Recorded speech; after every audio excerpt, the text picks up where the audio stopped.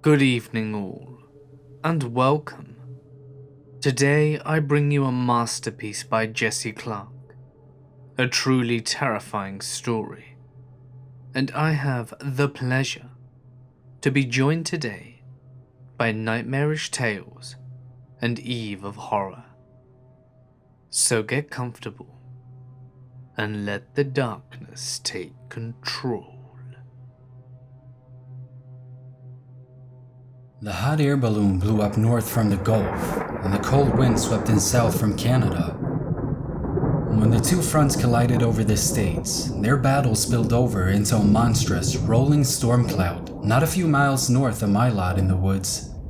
For the better part of an hour, as things there unfolded, the buzz of the weather alert was all I could hear on the TV and on the radio. You're seeing this could be a big one, folks. Stay indoors and be prepared to run to the cellar if this supercell does indeed produce a funnel cloud.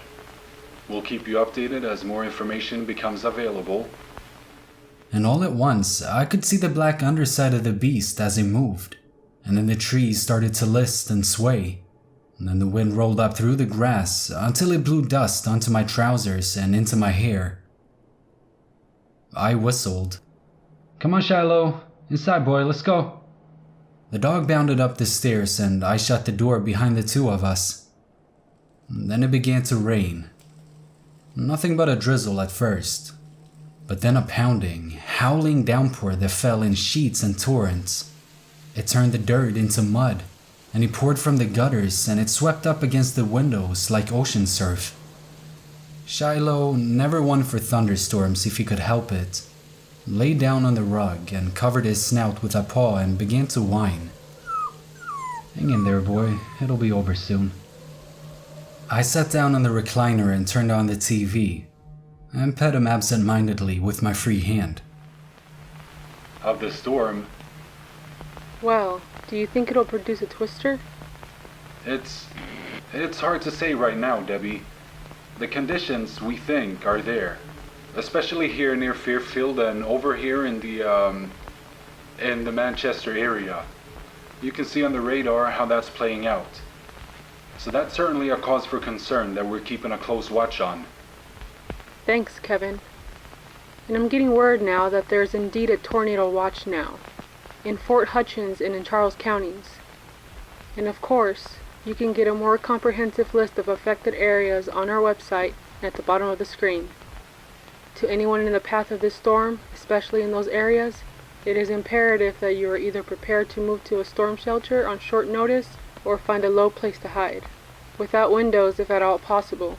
Place mattresses up against any exposed window if you can, and do not attempt to drive away from the storm until the watch is expired. "Stay put, Shiloh. I'm just gonna take a quick peek out the door." I cracked it open a bit, and the sound of the storm utterly exploded into the house.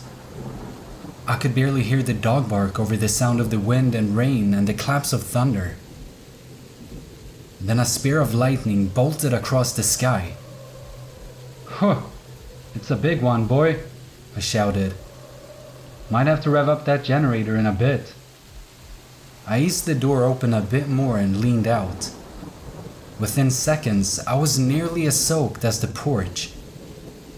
And then I had to squint and shield my eyes and wipe my hair off my forehead when the rain plastered it there with weight. In the distance and through the trees, I could still see the sunset, but the red and orange and yellow there had hit a hard, fast wall of blackened storm clouds a few miles off. And that cloud only got darker and more violent the closer it got to where I stood. The grass in my fields was nearly flattened with the wind too, and the trees were heaving sideways and billowing their tops to the windfall as the storm threw its back to their beating. I craned my neck upward. The clouds were moving fast above the house. I could tell that even through the rain. They swirled and bulged and they chased their tails, and wisps of them scouted the ground and dipped deep and low. I felt Shiloh brush up against my leg. "Back inside, boy." I gently nudged him with the heel of my boot. "Things are getting worse out here." I shut the door and muffled the sound by doing so. And Shiloh went back to his spot on the rug and picked up his whining where he'd left it off. I knelt down and scratched behind his ear. Almost over, boy. Storms this bad can't last too long. But the storm didn't let up. It carried on through the afternoon and into the evening and only strengthened as it did. I kept tuned into the TV as I made a casserole. Down near Fairview. And luckily, the worst of the storm is holding to the northwest of Wilbur Heights, which, of course, is minimizing the damage there. Yeah, that's right, Deb. But the roads there are just clogged to death and back with people getting out of the storm's way.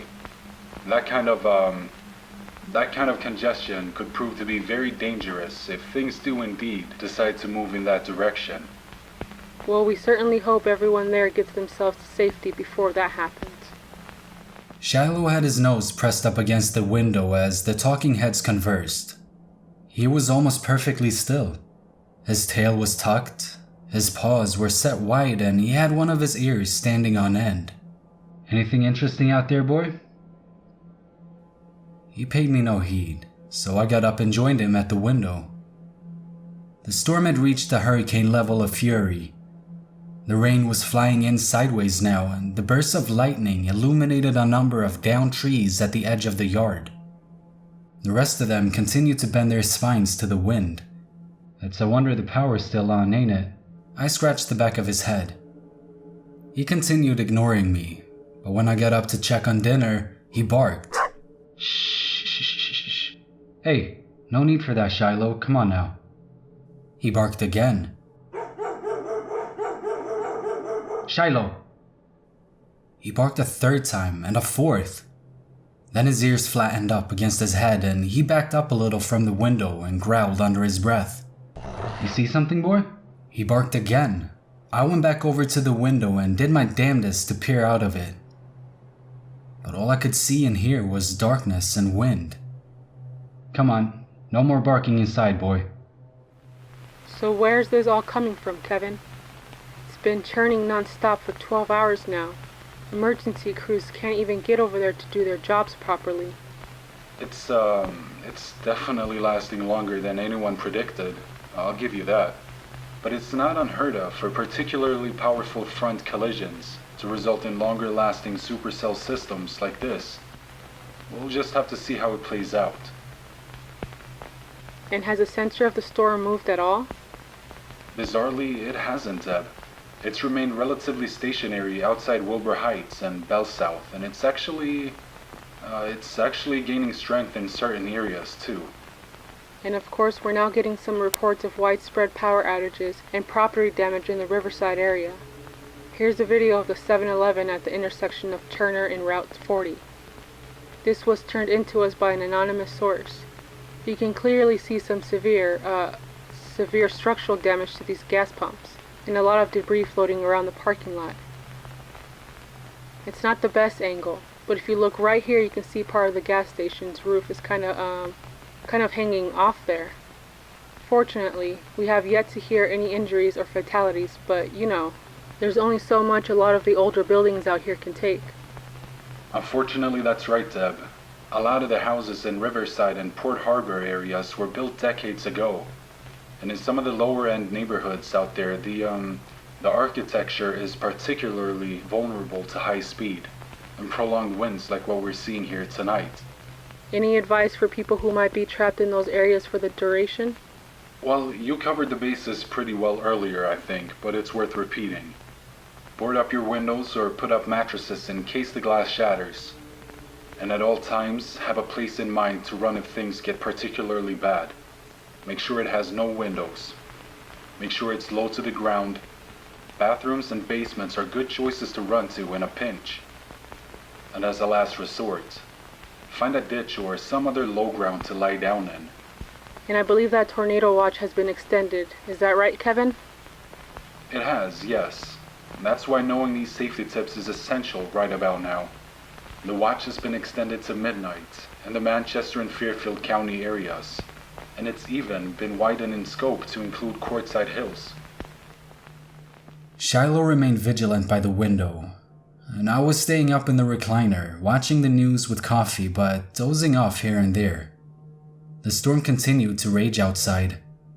Every once in a while, I'd open the door to take a peek, but I stopped that once the wind became so violent I struggled to shut the door against it.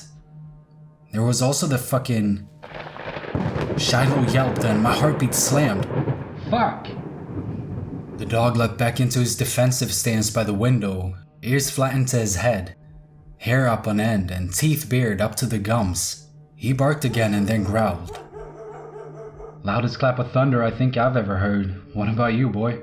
I scratched him behind his ears, but he was focused on something outside. I followed his gaze to the top of the trees, and just as I did, there was a spectacular flash of red lightning that spilled its glow across the forest. Shiloh let out a little squeal of confusion.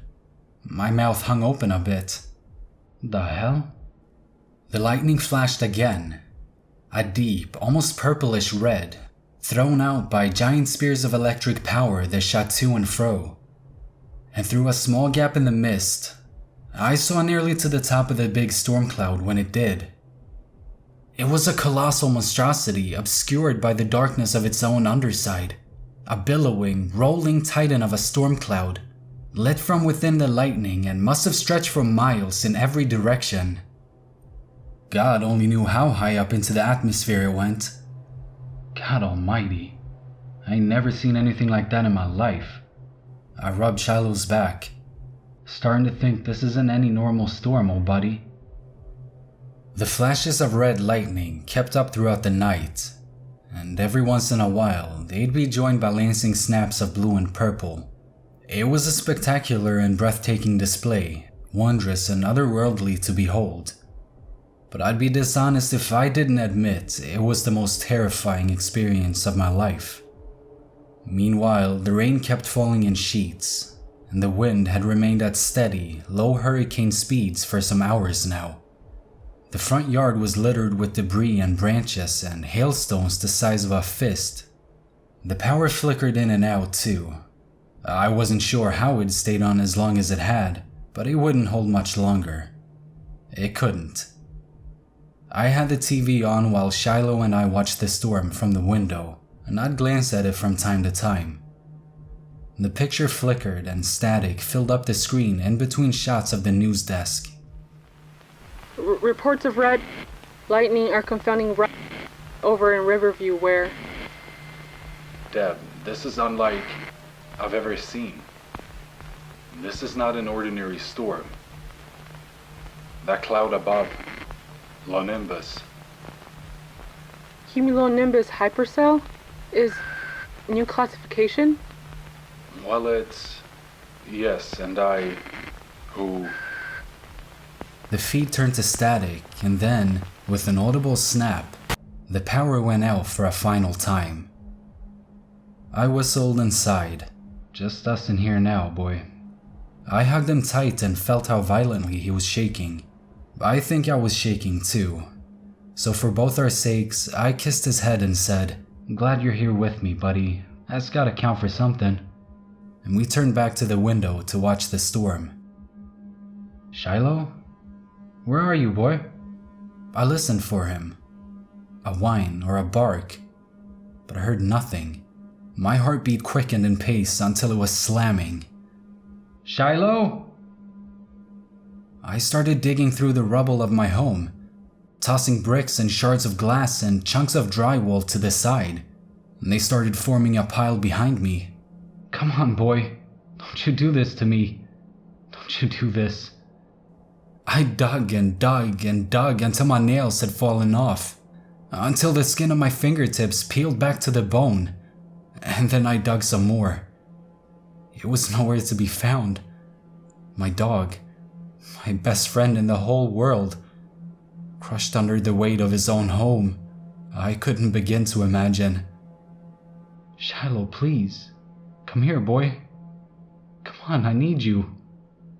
Shiloh. I heard a bark behind me. But it wasn't Shiloh's. It was deep and loud, and it echoed and rattled my eardrums. Then I heard it again, louder. I turned around and peered right into the darkness behind me.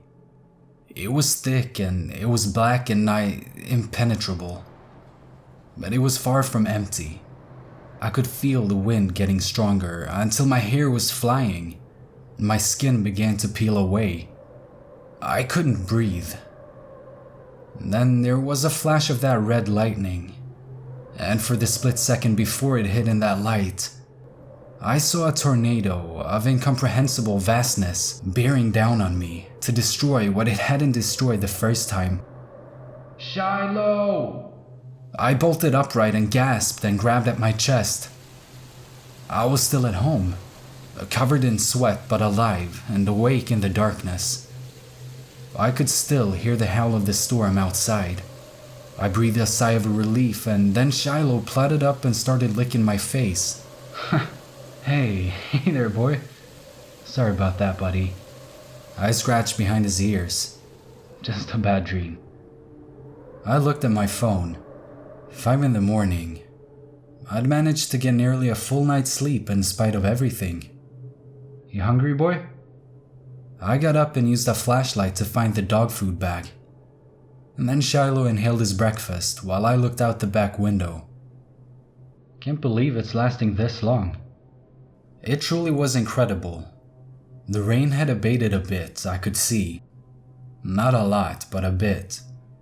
But the wind still howled and the sky remained nearly pitch black dark.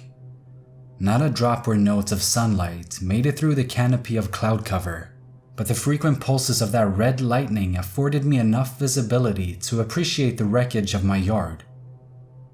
It looked like the sum. Trees were leafless and downed. Branches carpeted the grass, and I could even see split roof shingles lying soaked in puddles at the foot of the yard. I'll bet the insurance company's about to have a hell of a day.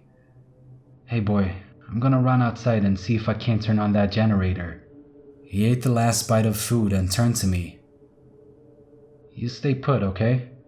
He wagged his tail, but when he saw I was moving for the door, he stood up and barked. I'll be back in a minute, boy, okay? I threw on my coat. Generator's just outside, calm down. He barked again, and again, but I just rolled my eyes and stepped outside. As expected, it took less than a second to get completely and utterly soaked in the downpour. I could feel the moisture throughout the coat, soaking into my t-shirt, and even my boots struggled to keep my feet dry. But I slugged through the mess and the mud and the debris all the same and slowly advanced up to the generator. I threw back the tarp and I turned around. Shiloh had thrown himself up against the inside of the window and had descended into madness. He was barking and chewing at the glass and frantically, desperately trying to grab my attention. I'd never seen him in such a fit, but from what I could tell, he wasn't seeking help for himself. He was trying to save me. As soon as I realized this, I heard something in the distance that constituted the single loudest and most bizarre sound I've ever heard. It wasn't thunder, and it wasn't an explosion either. In fact, it wasn't especially dissimilar from what a whale call or the horn of a ship docking at a harbor.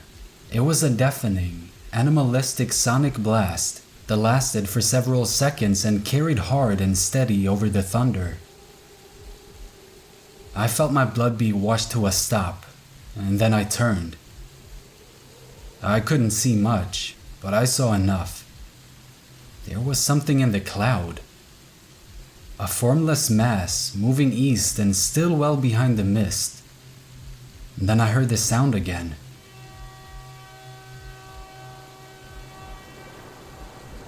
And then a flash of red lightning shed its glow on what I could now confirm was a still clouded overform of something moving there. Something alive that was titanic and otherworldly to a degree I can't adequately put into words. I forgot all about the generator. I dropped the cord. I forgot all about Shiloh too, who was still barking himself into a fit from inside the house. And for the briefest of moments, I even forgot about the storm. Although I was still being pelted with rain, I was simply basking there in unspeakable, existential awe. Not a normal storm indeed. Not by a long shot. I stood and watched the beast, whatever it was, move slowly but with grace behind the storm. And then I heard a low, rumbling thud. They may have been its footstep. The ground shook when it hit, and the giant shadow of the figure faded into the upper clouds.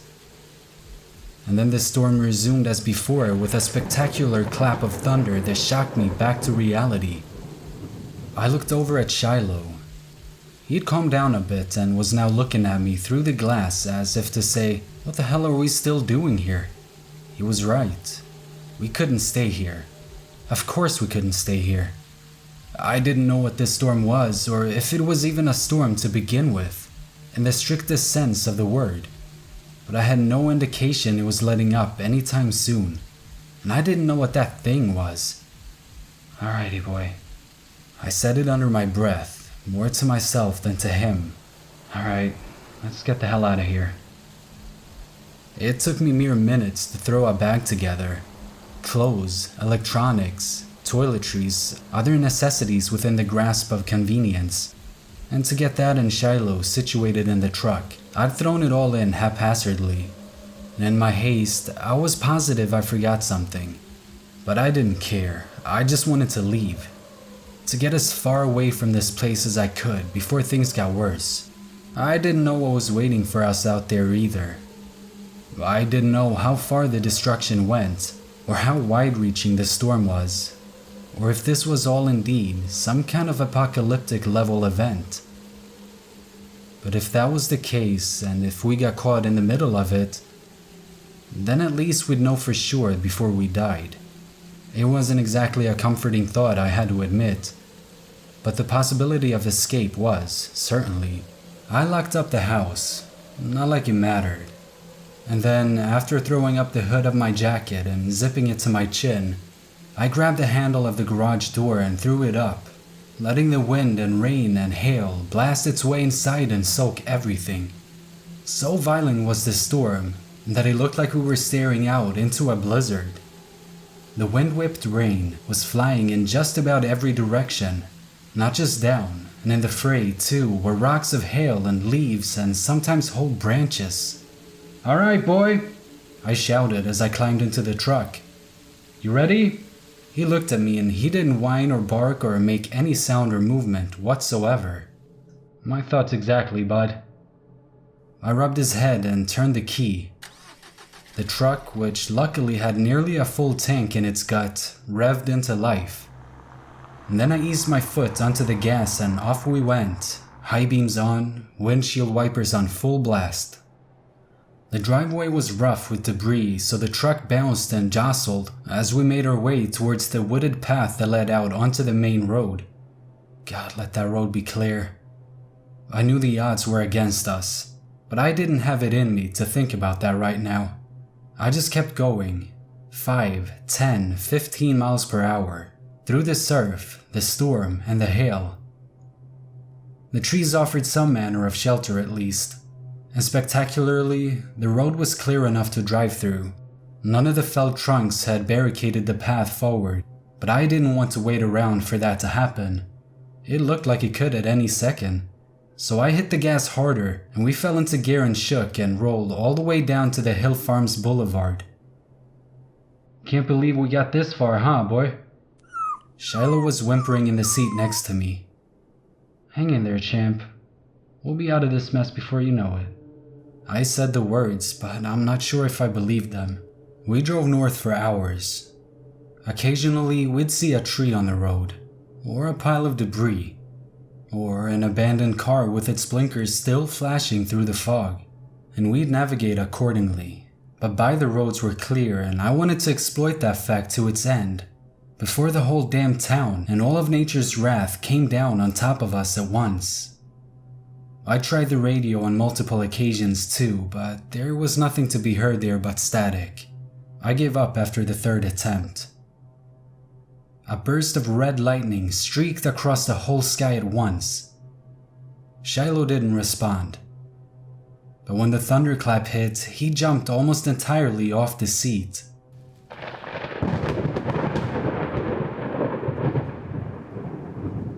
I tensed up my grip on the wheel until my knuckles were white. Things seemed to be getting worse.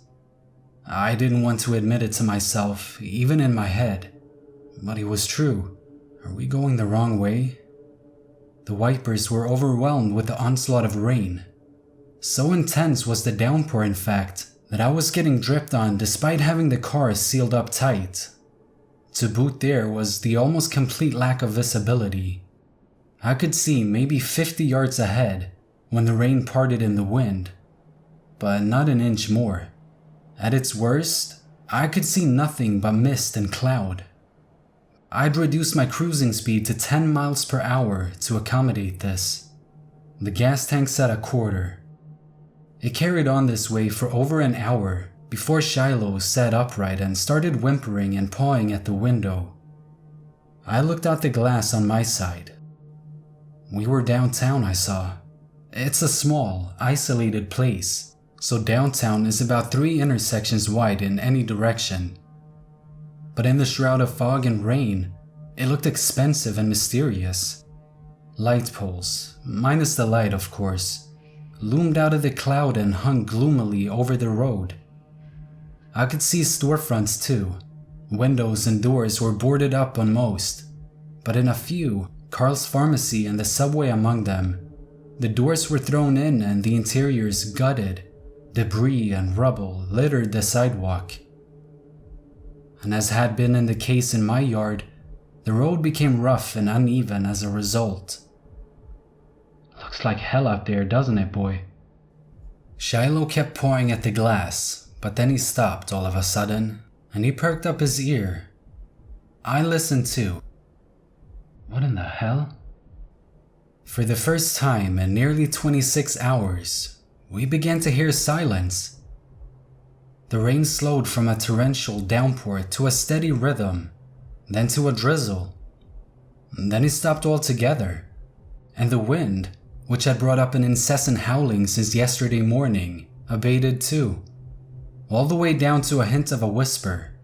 Even the clouds began to part and spread and thin out, and before long, the road ahead became clear enough to see without straining and guesswork. Although the fog still covered nearly everything to a certain degree, I laughed aloud and aggressively rubbed the back of Shiloh's head between the ears. Shit, boy, we made it! Safe at last. My heartbeat slammed into rhythm, and Shiloh yelped and whined and yelped some more. That sound, that horn blast from earlier, had exploded through the air and vibrated the windows. It was orders of magnitude louder than it was when I'd first heard it. And that meant it was close. Too close. Fuck! I'd by now slammed on the brakes and was using both hands to cover up my ears. It was a fruitless endeavor. I could feel my eardrums rattle in my head, even after the blast ceased. Shiloh was going berserk next to me. Come on, calm down, boy. I could hardly hear my own voice over the ringing in my ears. You're not helping anything by... I felt that more than I heard it, and I heard it just fine. I slowly craned my hands over to the left. The whole car shook and rattled. I could see pebbles on the ground, leaping up in unison at the impact.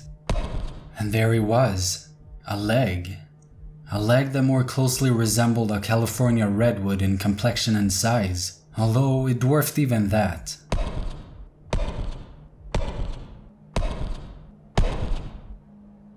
The beast was walking across the road and making a spectacle of it.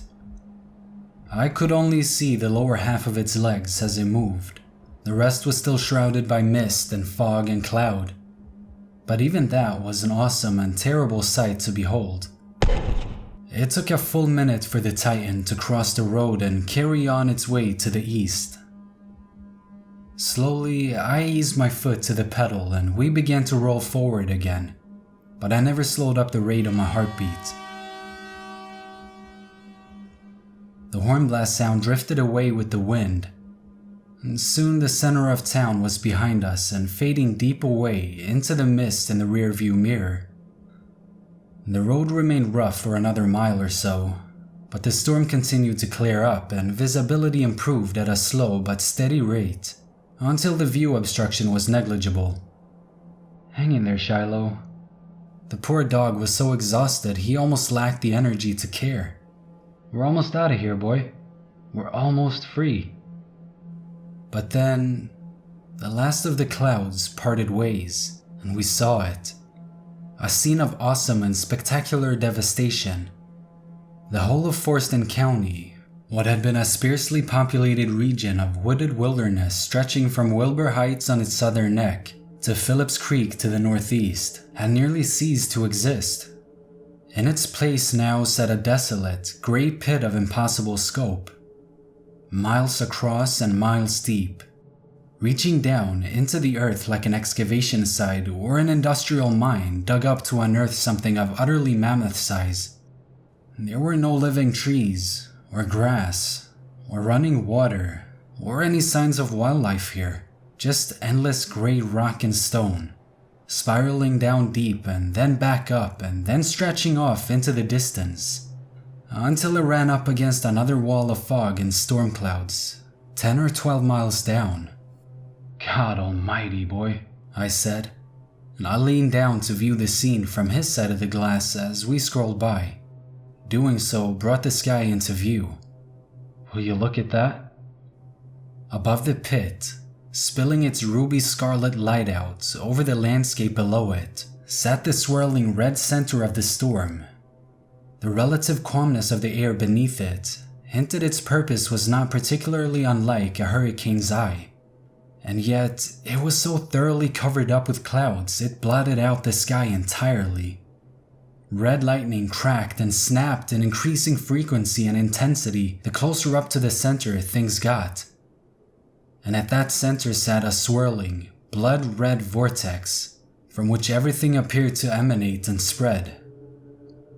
Beneath it were multitudes of titans too, flying up out of the pit and into that vortex and disappearing forever. Shiloh whimpered and whined. I don't know, boy. Maybe they've been down there all along. That thing there's their way back home. The scene was finally obscured again by wisps of light fog, and before we knew it, we were back again in the thick of the storm. The portal's presence had kicked up. Our atmosphere's white blood cell reaction to something mammoth and alien in its midst. We drove again for hours, through the wind and hail and sheets of rain and past other titans moving home. But we made it through in good order. The storm finally stopped somewhere north of the Tawny River and the town there of the same name, where we filled up our tank and got a room for the night. The storm raged for 3 more days there, non-stop and at full fury for the duration. And then, in the blink of an eye, it was over. The June storm that devastated a previously unknown town in the center of the state is finally beginning to clear, according to authorities from the weather services. And emergency crews are finally free to move into the already lightly populated region and forced to look for survivors and restore power. But their job won't be easy. Yeah, I ain't never seen nothing like this. Look here, you see that? Looks like a giant footprint. Yeah, we're thinking the storms ripped up trees and threw them every which way and then blew dirt back into the holes, leaving nothing but a dip like that behind. We've seen tons of these, usually in lines for miles. Maybe a tornado did it, a running theory anyway. Bizarre scenes like this are indeed everywhere in the affected areas. No doubt a humbling and mysterious testament to the sheer fury Mother Nature can deliver. Coming up after the break, Will... I switched the radio off. Bunch of idiots, huh, boy? Shiloh didn't respond. He was asleep still, but I confirmed it under my breath. Bunch of idiots. We pulled up to the driveway about an hour later, and then we started the long, brutal process of recovering and rebuilding, which, as of this writing, is still not complete. I still need to get the roof replaced, but none of that matters in the end. I've got a bed to sleep in, and I've got Shiloh with me too. I think the two of us will be just fine. The worst part, after all, isn't the devastation. It's what amounts to a cover-up. Now, I'm not sure what this storm was, and I couldn't tell you if it was the first of its kind or just the latest in a long chain of poorly reported incidents of similar quality and magnitude. But I do know enough to dismiss the official explanation that the Wilberforce hypercell, as it's now known, was just a freak weather phenomenon that can be easily enough dismissed as a strange little footnote of interest to few outside the relevant fields of study. Luckily for the powers that be, too, the affected area is among the least known, most sparsely populated regions in the United States, and what other witnesses there might have been have likely been displaced or killed. But between myself and Shiloh, there are at least 2 sets of eyes here who've seen the reality of things, so I'm getting the word out. Hey guys, it's Mort here, and thank you so much for listening. I really hope you enjoyed this story as much as I did. Of course, none of this would have been possible without the extremely hard work of Nightmareish Tales and Eve of Horror, who helped narrate and produce this video in its entirety. So please, be sure to go check out their awesome channels and give them some love.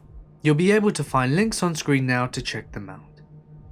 But anyway, for now guys, I'm gonna sign off. Stay awesome, and I'll see you in the next one.